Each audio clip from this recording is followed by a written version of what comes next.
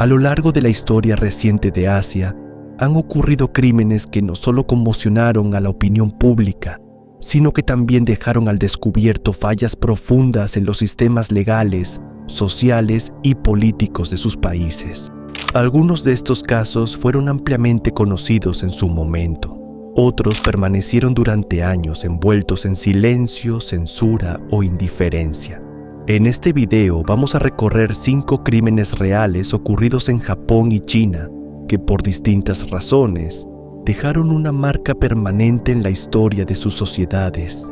Cada uno de estos casos revela algo más que violencia. Revela cómo incluso en países considerados organizados y estables pueden surgir historias difíciles de comprender. Si te interesa este tipo de contenido documental, considera suscribirte. En este canal analizamos casos reales con contexto y profundidad. Comencemos.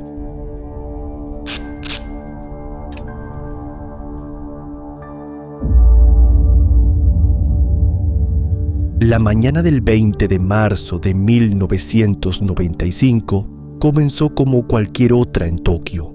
Miles de personas se dirigían a sus trabajos utilizando el sistema de metro de la ciudad, uno de los más eficientes del mundo.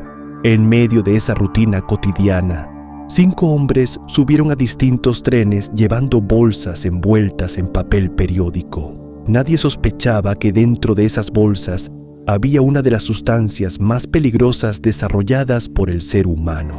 Las bolsas contenían gas sarín, un agente nervioso extremadamente tóxico. Una vez dentro de los vagones, los hombres perforaron las bolsas con la punta de paraguas y abandonaron los trenes en distintas estaciones. Minutos después, los pasajeros comenzaron a experimentar síntomas extraños. Algunas personas perdieron la visión temporalmente, otras comenzaron a convulsionar, muchas colapsaron en los andenes. El ataque dejó 13 personas muertas y más de 5.000 afectadas. Detrás de este atentado estaba una organización religiosa conocida como Aum Shinrikyo, liderada por Shoko Asahara. La secta había sido fundada en la década de 1980 y había logrado reconocimiento legal como organización religiosa en Japón.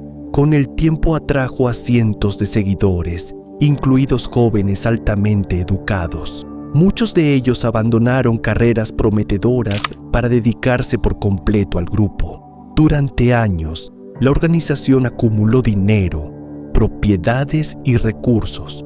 En secreto, también desarrolló laboratorios donde experimentaban con sustancias químicas. Investigaciones posteriores revelaron que el grupo había intentado producir distintas armas químicas y biológicas. El ataque de 1995 fue el momento en que el mundo descubrió hasta dónde había llegado la organización. Las redadas policiales posteriores revelaron la magnitud de la operación y los juicios se extendieron durante años. Finalmente, Shoko Asahara fue condenado a muerte y ejecutado en 2018 junto con varios de sus seguidores. El caso obligó al gobierno japonés a replantear su legislación sobre organizaciones religiosas y dejó una pregunta que todavía se discute hoy: ¿cómo una secta pudo crecer durante tanto tiempo sin ser detenida?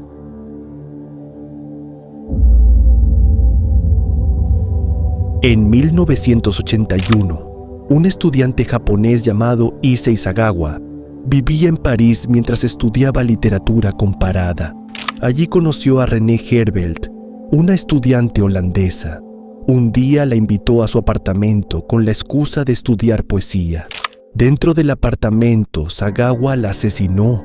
Posteriormente mutiló el cuerpo y cometió actos de canibalismo durante varios días. El crimen fue descubierto y Sagawa fue arrestado por las autoridades francesas. No había dudas sobre lo que había ocurrido. Sin embargo, el caso tomó un giro inesperado cuando fue sometido a evaluaciones psiquiátricas.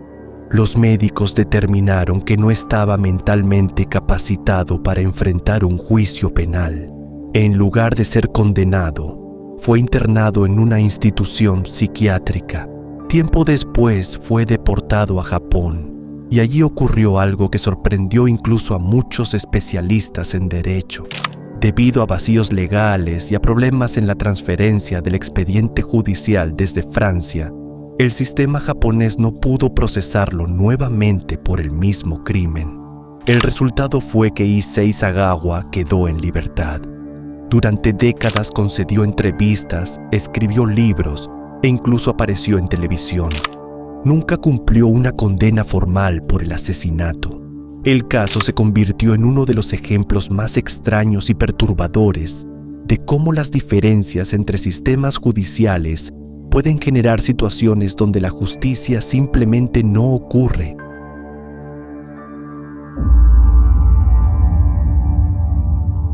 El tercer caso de esta lista no es un asesinato en el sentido tradicional, pero revela un fenómeno social profundamente inquietante.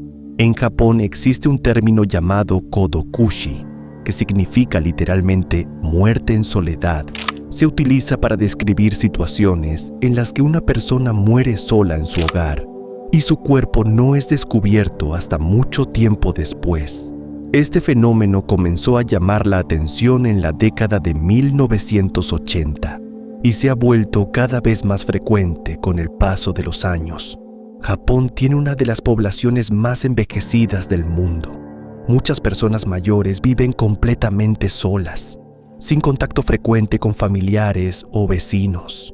En algunos casos, los cuerpos han sido encontrados semanas o incluso meses después del fallecimiento. Han surgido empresas especializadas que se dedican exclusivamente a limpiar apartamentos donde ocurrió este tipo de situaciones.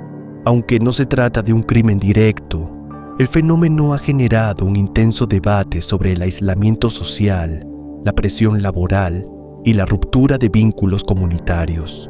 Kodokushi es considerado por muchos investigadores como una de las consecuencias más silenciosas del cambio demográfico y social en Japón. Entre 1988 y 2002, en la provincia china de Gansu, una serie de asesinatos comenzó a generar preocupación entre las autoridades locales. Las víctimas eran mujeres de distintas edades. Con el paso del tiempo, los investigadores comenzaron a notar patrones similares en varios de los crímenes. Sin embargo, durante años no lograron identificar al responsable. La investigación se extendió por más de una década. No fue hasta 2016 que las autoridades lograron resolver el caso gracias a avances en tecnología de ADN y bases de datos genéticas. El responsable era un hombre llamado Gao Chengyong. Tras su arresto confesó haber cometido 11 asesinatos. Fue juzgado y condenado a muerte. La sentencia fue ejecutada en 2019. El caso reveló cómo un asesino pudo operar durante años sin ser identificado y puso en evidencia la importancia de las nuevas herramientas tecnológicas en las investigaciones criminales modernas. El último caso de esta lista no corresponde a un solo criminal, sino a una problemática documentada durante décadas. En distintas regiones rurales de China han existido redes dedicadas al secuestro y tráfico de personas, especialmente mujeres y niños.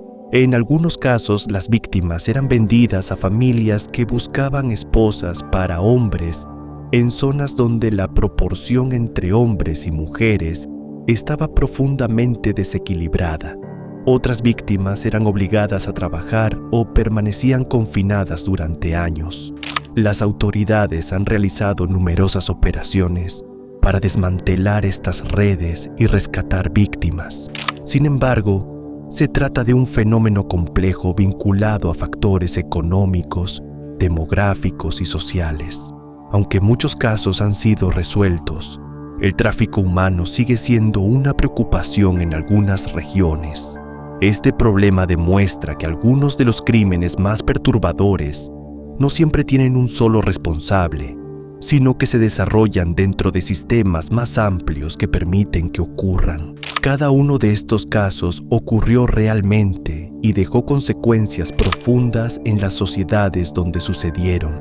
Más allá del impacto inicial, lo importante es entender el contexto que permitió que estos hechos ocurrieran, porque muchas veces el crimen no surge de manera aislada, sino dentro de sistemas que fallan en distintos niveles. Si te interesa seguir explorando este tipo de historias reales con contexto y análisis, puedes suscribirte al canal. Y si quieres, también puedes dejar en los comentarios qué otro caso o tema te gustaría ver en próximos videos. Gracias por acompañar este recorrido.